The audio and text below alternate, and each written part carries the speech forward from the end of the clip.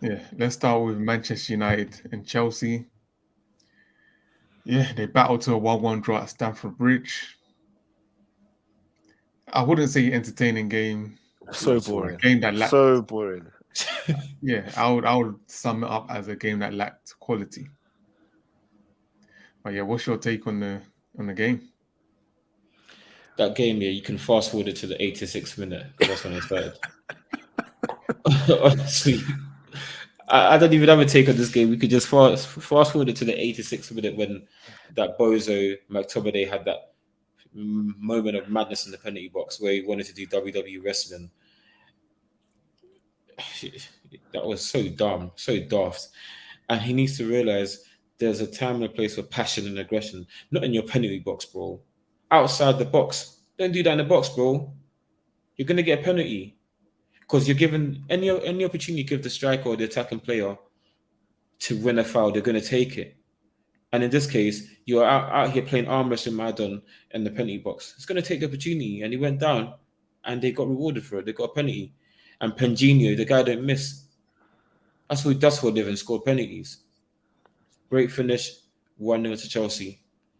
And then, Casahiro, the man, the myth, the legend.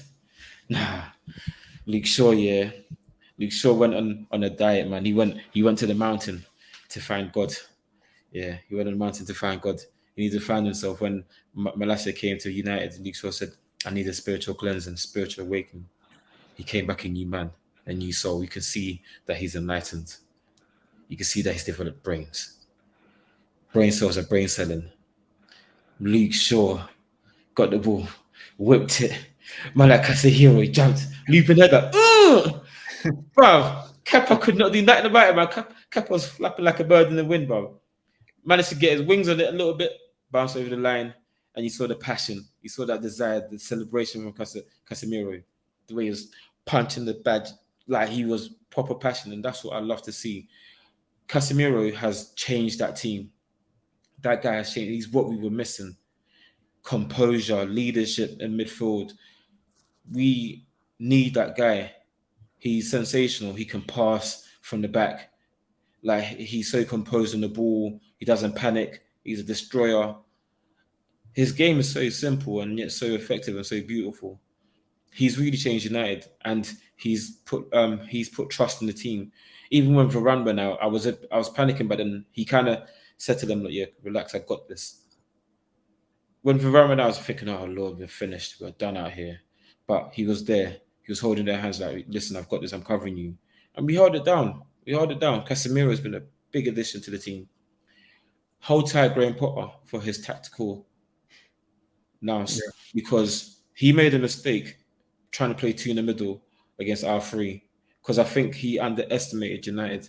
I think he played us based on Brighton, where our midfield wasn't very good. So he's thinking I could play two in the middle and get more attacking players on the pitch because these lot are not very good in the middle.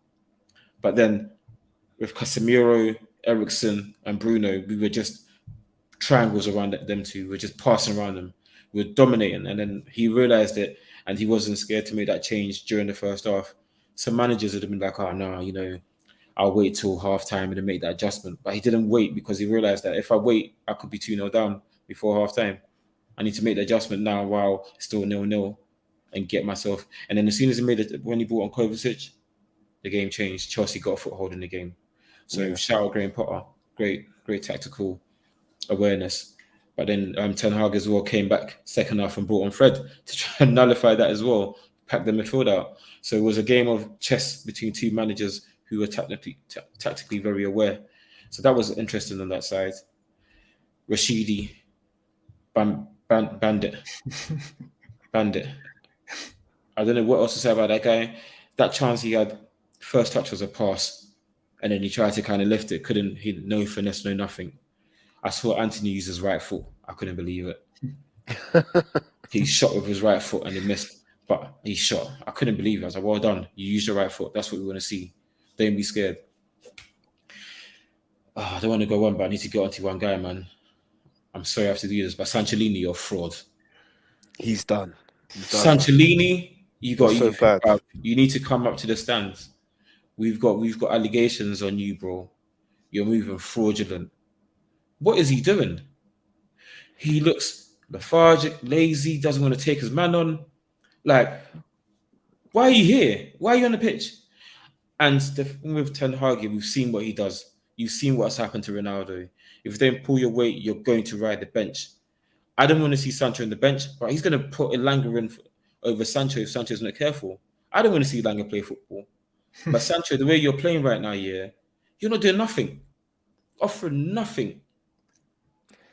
What So was yeah, worried? that's One quick point on that on Sancho. Yeah, what was worried about Sancho is I saw his face, how willing he was to come off. Like he wasn't even surprised. It was like I Yeah, expect this. I expected this. That yeah. now He's was like, yeah, very I'm playing telling. shit. I'm just running off. Like but I usually, think if you get something that 51 minutes, you're pissed because you're thinking it's what 6 minutes since half time. I get that, but I think at the same time he didn't waste time and he wasn't trying to. I think they respect the manager. They trust the manager. They know that what the manager's doing is because yeah, you're saying that I played rubbish, but I'm not pissed. He's probably pissed, but he's not the type of footballer that's very expressive facially. So I think and Ten Hag has got the man. He's shown what he can do. Look what he's done to Ronaldo. If he tries to act up here, he's going to send you home. Well, I would say with certain English players here, once they get a certain notoriety, certain status, certain wage, they're not trying no more. And if you've seen it time and time again, where you see sometimes a foreign player might come and they're trying their hardest, and I've seen it at Arsenal. I've seen players like Martinelli come from nowhere, basically just a punt, say 5 million punt, see what he can do. Look at him playing every week now. Players like Reece Nelson and even Ainsley Maitland-Niles who have been here. Sometimes some people just don't have the mentality for the top level. Look at Saka. Saka's got the mentality. Look what happened from the Euros to now. He's got the mentality. Maybe Sancho doesn't have the mentality to I want to be at the top level and play all the time. And when he came off, I just thought, rah, I feel he looks too comfortable coming off. Maybe I'm just looking at it too deeply, but what do you think? What do you think, guys? I think it's more of like he knew he's playing shit. He's like, I'm playing, like, I know I'm playing shit. So it's no surprise that I'm coming off. Like, he looks a player low on confidence right now. Exactly. Like, I saw one, yeah. So in the first half, he done one misplaced pass, went out for a throw. You could see on his face, like, the lack of confidence. So I think that was the reason. Maybe in terms of him having a mentality to succeed at the top level, we'll see. We'll see. Because, yes, it's a rough patch for him right now. So if he does have that mentality, he should be able to get himself out of this. I think last week I said, yeah, Sancho needs to work on his stamina and his fitness. I truly believe here is stamina issues because he's been forced to press. He doesn't have the energy to do anything in attack. No, but But they press Dortmund, that. Yeah, they press that Dortmund. yeah, But the German league is not as intense as the Prem. It isn't. It's not nowhere near as intense. I think he's had the culture shock because at Dortmund he was not pressing as much as he is at United, having under Ten Hag. I think the Premier League has shocked him, has rattled the system. And he's got that. Well, at Dortmund, he had that engine, Hakimi, up and down, Up and down up on and the down, wings doing 90 the job minutes, for him. 90 minutes, up and down. He's So not that getting the helped him a overlap lot. from Shaw. No, sure is not no Hakimi. So that's one thing. And another thing, especially when Chelsea went to a back four, I'm thinking, 1-on-1, you versus a 30. How old is Aspi right now? couldn't do it. Yeah, 33, 30. 34. I think he's even older, like Aspi must be like 35. 39 going on 50. 1-on-1 against an old Aspi.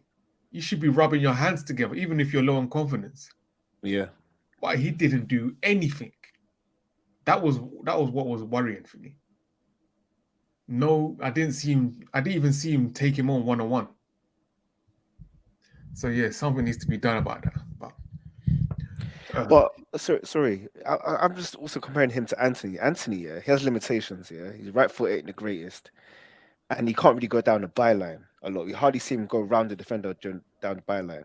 But I feel like his game, yeah, he forces his game on the team. Like he wants to cut inside a lot and Yeah. dominate the ball, and he plays to his strengths. Whereas Sancho, I don't see him playing to his strengths. Doesn't lean into it as much as Anthony does, because maybe it's just a personality thing. Maybe It's, Sancho is more of a reserve guy. He wants to play for the team, not for himself. it's true. It's true because we've all said he's a combination player, but it's not Mm, like we can see that on a pitch. It's mm. not like we're seeing Sancho play and be like, if only he had this, if only he had this player to link up with, Mm.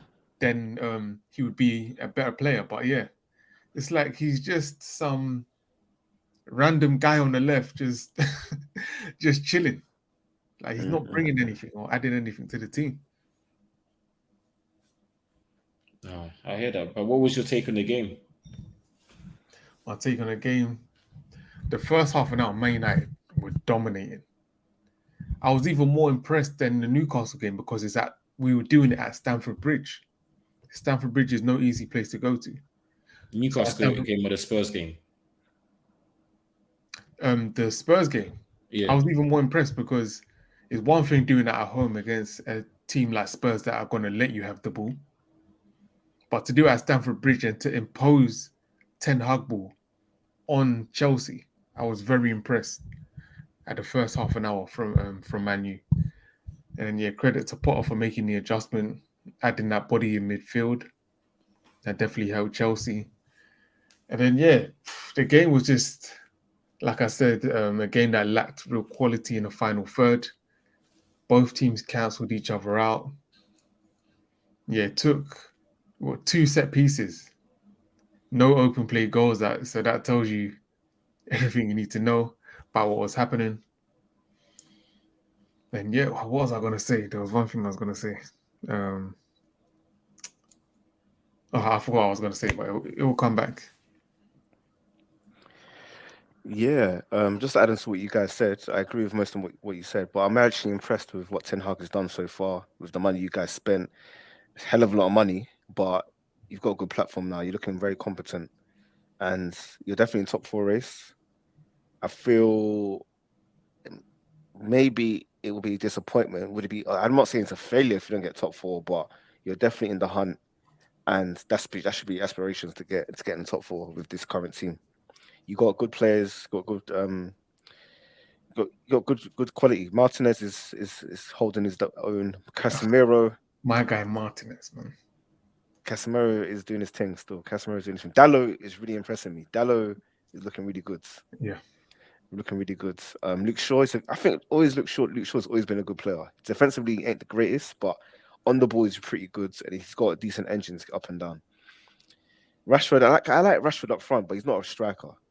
I feel like when Martial comes back, when he goes to the left, you're going to see different Rashford. Rashford looks more lively now. This is the liveliest he's looked in the last couple of years for me. His pace is back. Yeah. And Anthony's trying hard, man. He's doing his thing. I don't really rate the player, but he's all right.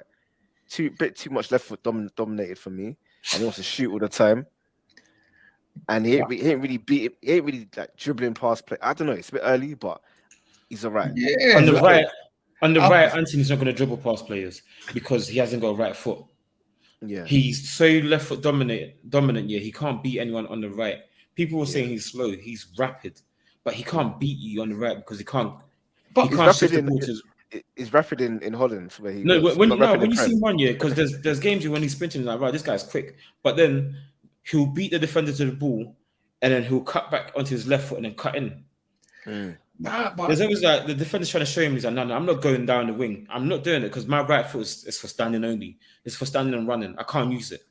It's like Valencia Valencia was so right foot dominant. Yeah, he had to go down the wing and then cross it. He couldn't cut in. Valencia only started cutting in maybe like the last month of his career at United. Before that, he could not cut in to save his life because he had to go down the wing. But the thing is, I saw him beating players. It's not Holland though. I know it's not. What's it called? Everdizzy. You saw him beating players with skills, but on his left foot, cutting in. He would run and then cut in, jinking, and he'd run into the box with his left. Like I hear what you're saying about that, but I still expected him to be more of a one-on-one threat. with But the you say the fullback. same about Sancho though. It's different levels, I think, for the Prem. No, but even at Sancho at Dortmund, he was beating man like more in the final third, so closest to the goal. Mm. And with him, it was more the combination play than beating plays. But you know, I can't be too mad at Anthony because, like you said, SB, he's imposing his game on Mm. Manu. You see him on the pitch. Yeah. Sancho, you don't see him on the pitch.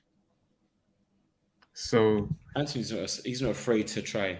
yeah, Yeah, I love exactly. the guy. He's not afraid to try. Like, shout out to Martinez, my guy. Even like when Varane went down, I wasn't concerned because you know why? We had my dog Martinez. That's why fam, he is you that sounded like guy. me with Martial. No, Oh, that's my come on, guy, man. man. Martin, You know, I'm I'm happy. so This is one step closer to Maguire ball, so I'm just happy. Well, one boy, step closer. One more injury, one dodgy calf. Yeah, it's Maguire ball back. boy. Nah, he's not coming back because we still got that injury bandit Axel. He'll come back before Maguire. Who? I'll rather Maguire than No, Axel. no, no. I'll take Axel over Maguire, man. Fanzebe.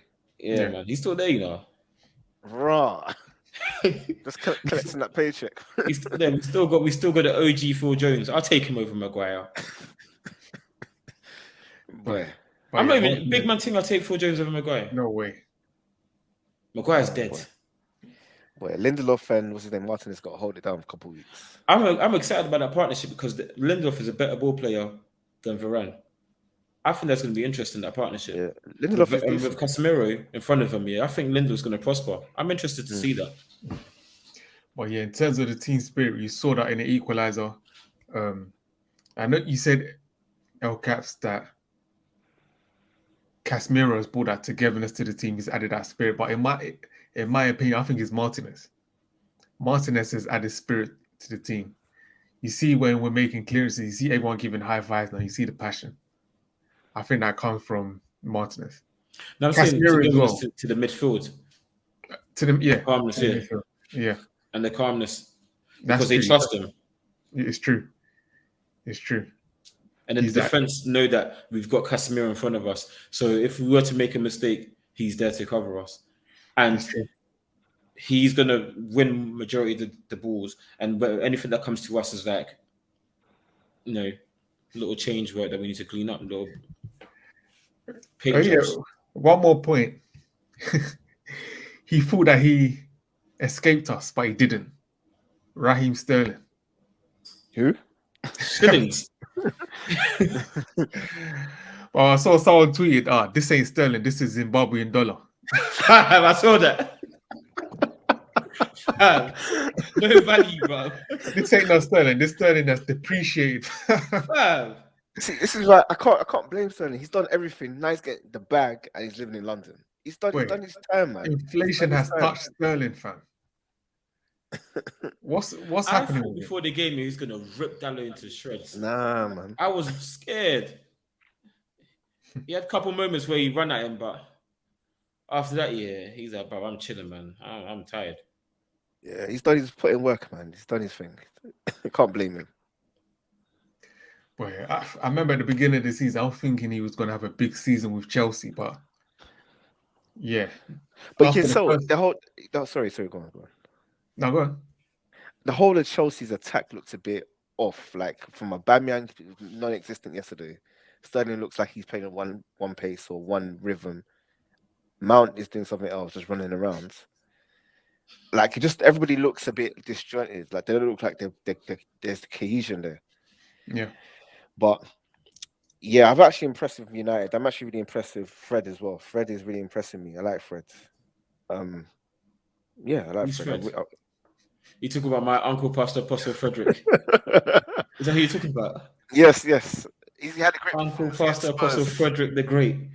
I believe my uncle made it. No, he's a good player, man. He's a good player.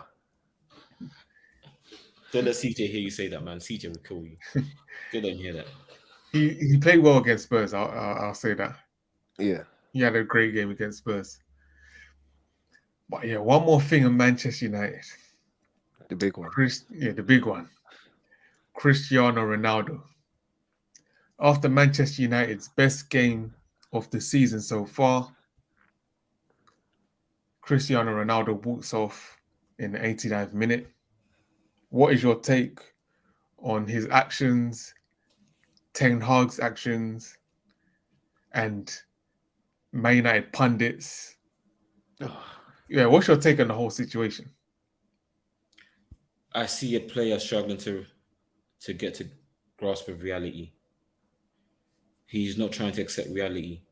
Like, he's been great for so long that he can't grasp the fact that he's not what he was, and is rattling his system because he's a player. He has ability, but the hard work is what pushed him over the edge.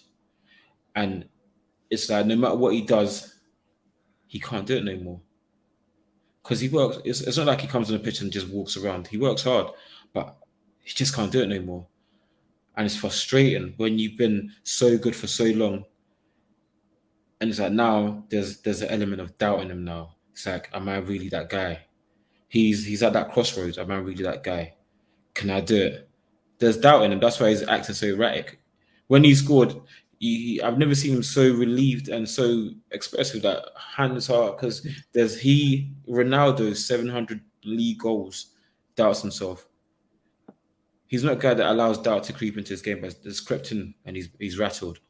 My reaction to his behavior was a disgrace. You don't do that. It was prima donna behavior. Your team is winning 2-0. Regardless of how upset you are, stay and then voice that with the manager after the game behind the scenes. Don't do that, because the walk from where he left to the tunnel is about 50 yards. If you go to Old Trafford, where the team sit and where the tunnel is, it's a long walk. He knew what he was doing. He knew that I'm going to do this walk. Cameras are going to catch me walking off, and people are going to discuss, am I being disrespected? And he knows that because Roy Keane, fantastic player for United, but he's a bandit. Roy Keane is a bandit. Guy's a criminal. He needs to get whooped. Roy Keane, you're a bandit and a war criminal. Because, he's out here talking rubbish, talking nonsense. But, United are disrespecting, blah, blah, United, da. Bruv, keep the same energy, man. Like, remember when they were talking bad about Paul Pogba and he was running his mouth? Shut up, Roy Keane, shut up. Talking about, Ten Hag's been here for 3 months and you'd have expected a better win ratio and you'd have expected more from him. When Oli was doing his all jive, Roy Keane was like, give him more time, give him an extra year. That favoritism and all that nonsense needs to go. These are United legends, they're cancerous. These men are not legends, they're killers. Like Rio Ferdinand, I've got a gripe to pick with. He always talks nonsense. I don't know what is he Ronaldo's agent? Bro. What is it? Bro, every game he comes out, Ronaldo's the GOAT and he's been disrespected and, they need Ronaldo. He was the one who's screaming, get the checkbook out for Oli, sign at the wall, Oli at the wall. He was the one that did that whole Oli at the wall stuff. But then he's doubting Ten Hag. I respect Neville because Neville really hit him. He's like, listen, Ronaldo makes the team weaker. They're better off without him. But Roy Keane, I don't know what it is. I never expected that behavior from him. I thought he had some sort of like a sack. You thought he had that dog in him? Yeah, I thought he had a dog in him to say that, you know what, Ronaldo is detrimental to the team. If you're going to behave like that, get lost. But then Roy Keane misbehaved as well, and he got chucked out of the team, and he's still crying about Ferguson years on, about how Fergie mistreated him because he was ball jiving and he got dashed out. So that's why he's moving like that as well, because I think he's trying to, in a way, explain off his behavior for why he got dashed out of the team. Because that behavior is inexcusable. You left your teammates high and dry. What if someone got injured and we needed Ronaldo to come on? He wasn't there because he's prancing around like a show pony because he sat on the bench. It was disgraceful. And for me, if I'm United, release him. Pay him out of his contract. Tell him, thanks, you're a legend, whatever, go. And you have to blame the board for that because they kept my man because they wanted the commercial revenues that they were going to get from him. But you can't do that. Like, it is disrespectful in a sense to Ronaldo because you're keeping him when the manager don't want him. It's not fair on him either because the manager didn't want him. The manager was more than happy to let him go, but the board wanted to keep him for commercial revenue. So that it all goes back to the Glazers again. Them man are so money hungry and they're destroying this club. and you're destroying the legend of Ronaldo. You're destroying his reputation because now he's acting out, and all of us are angry with him. So the blame goes in many directions. But one person I do not blame is Eric Ten Hag. I think he's handled this perfectly. He hasn't come out and said anything bad about Ronaldo. He said he refused to come on, and I dealt with it. Remember when we won the game, they said, "What are you going to do?" He said, "I'll deal with it in the morning. Tonight's for celebrating." And he dealt with it like he said I was going to do. He didn't dilly-dally. He dealt with it. Suspended my man. Said, "You're not playing." And that's what a real manager does. And you can see these, man, they reacted. They came out and showed that, okay, the manager's in charge. He's the boss. Ronaldo, one of the greatest players of all time, can't chat to my manager. So, yeah, that's my take. It was a disgrace and it was a shame to see. United should release that guy, pay him out and say, thanks for everything. Enjoy. Go wherever you want. Go. Then you? I was saying at the end of last season, let this guy go. Let him go. Because I'm not even surprised at this situation because I knew if Man United kept him, this was going to happen. This is why I was screaming it. Let him go. Because you're bringing in a new manager who needs to implement a new style. And with Cristiano Ronaldo, at his age, you have to tailor your whole game around him because he's not what he used to be. He can't run like he used to. He's not as mobile. Him refusing to come on, he sees it as a disrespect. I understand it in a way. For CR7 to be who he is, he needs to have that mentality. He needs to have that mentality of himself. He thinks he's the best and he always thinks he's the best. It's kind of like benching Kobe. Can you imagine Kobe Bryant on a bench? He's not having it. MJ, even Russ said his back hurt because he was on the bench, and then Darwin Ham got him starting again. He was not having it. He's like, "No, my groin, my back, I can't be on the bench." Certain players have that mentality, and that's what makes them great. So in that sense, even though it's not right, I know where he's coming. Well, I'm no CR7, but I know where he's coming from. Ten Hag, like you said, Caps, he handled it well. Said what he needed to said. Took immediate action. Well done, Ten Hag. As for these pundits, Roy Keane, if you ask any of Roy Keane's teammates, they always say he's a great leader and one of the best teammates that they've ever had. And I guess that stays with him, even though he's retired. All his teammates, he'll always back to the end. So respect to Roy Keane for that, but common sense needs to kick in after a while. Come on. People can clearly see CR7's doing damage to the team. And Roy Keane even went as far as to throw his old guys under the bus. He tried to say, it's not a big deal. Paul Scholes missed the game. And he tried to say, he even tried to bring up Rio's missed drug test as well. Yeah. He said, Rio got suspended for missing a drug test. I'm like, what is that got to do with Ronaldo's dropping off? Relax. I know you wouldn't, that's your boy, that's your teammate, but it gets to a point where you're taking it too far, where you're throwing your other teammates under the bus just to protect your teammates. Stop that. You're kind of looking foolish now. Even Gary Neville, I'm sure Gary Neville saw a lot of the social media comments and decided to switch it up and speak truth. So shout out to Gary Neville speaking truth. Even if that's his teammate, common sense must prevail at the end of the day. In terms of what Man United need to do with him moving forward, either release him or let him go in January. He can't stay to the end of the season. That's all I know. January, he has to go. If not, I wouldn't want to see him released and paid out, but because for him to go out like that is it's sad in a way. But to be honest, who cares about sad? This is a business. So yeah, either let him go now or release him in January, sell him in January. And that's my take on it. You guys have said everything that needed to be said. I just try to give a different perspective. This is what comes with Ronaldo. Like Exactly. this is what comes with him. He's always been this kind of personality and character. What people chalked it up to him being very determined. He's so hardworking. He's got elite mentality, but I've seen him be angry at other people finishing chances ahead of him at Real Madrid. I've actually seen that. Yeah. Yeah. When people don't pass to him, he gets annoyed. He's all about himself, but people chalk it up to and people praise him for it. How he's got so much desire to score, but I saw a lot of stuff resurface over the weekend. There was a stat where before Ronaldo went to Juventus, that Barca scored 22 goals and 7 assists. When Ronaldo came, he only scored 5 goals. When Ronaldo was playing with Benzema, he scored like 5, 6, maybe like 10 goals a season, depending on the season. I'm not sure exactly what season. And when he's left, look at Benzema now, flourishing. Look at Man United now, flourishing when Ronaldo's not in the team. Ronaldo has so much gravity towards him that people have to play for him.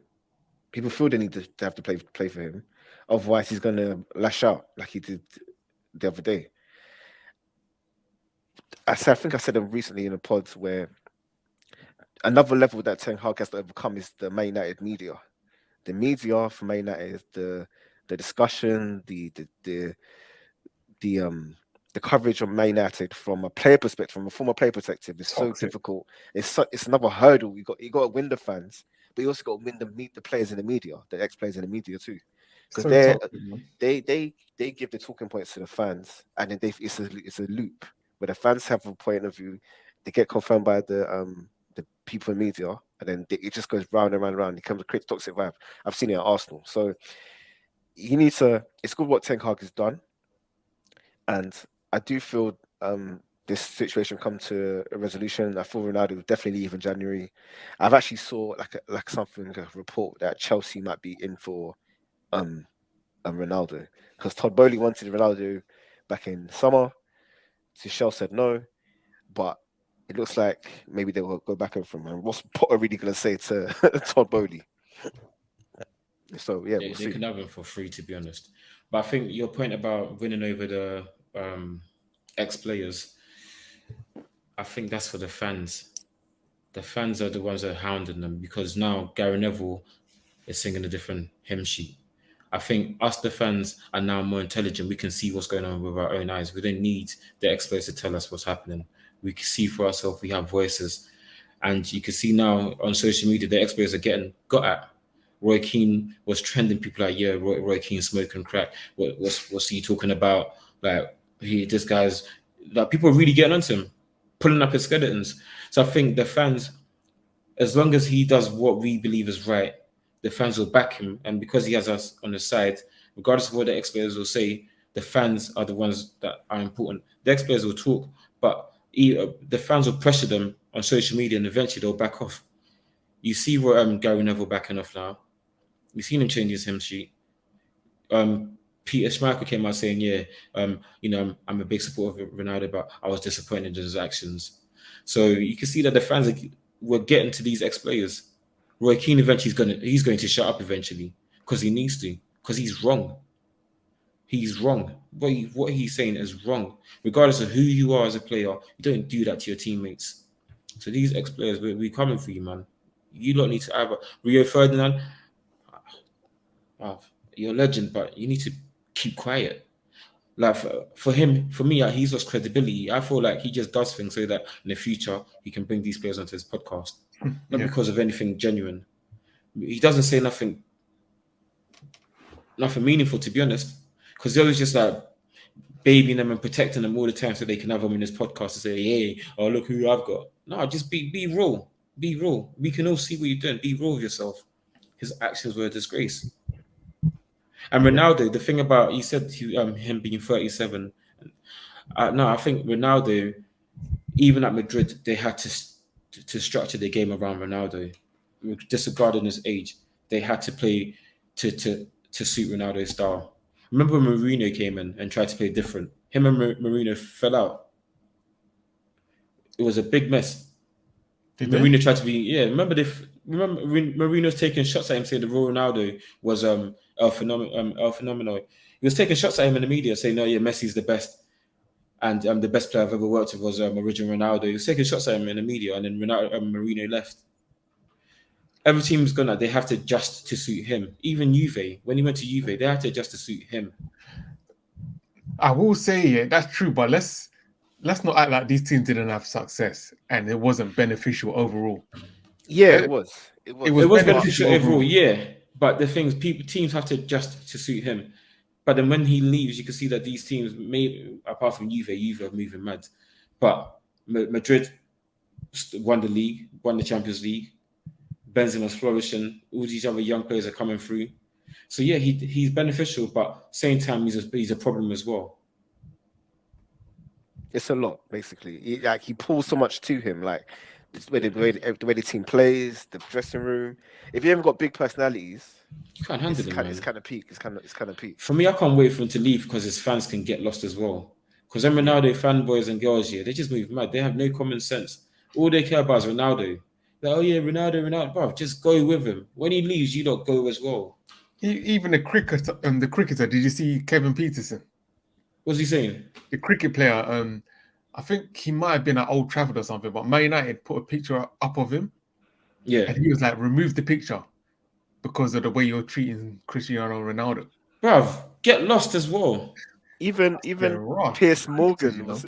Yeah, Piers Morgan's out here saying, Piers Morgan. oh, shut up. Like, all these Ronaldo fans, yeah, when Ronaldo leaves United, yeah, bruv, arrivederci, get lost. See you later. I don't know. I don't even want to see you later. Just go. Bye. Go to a new team.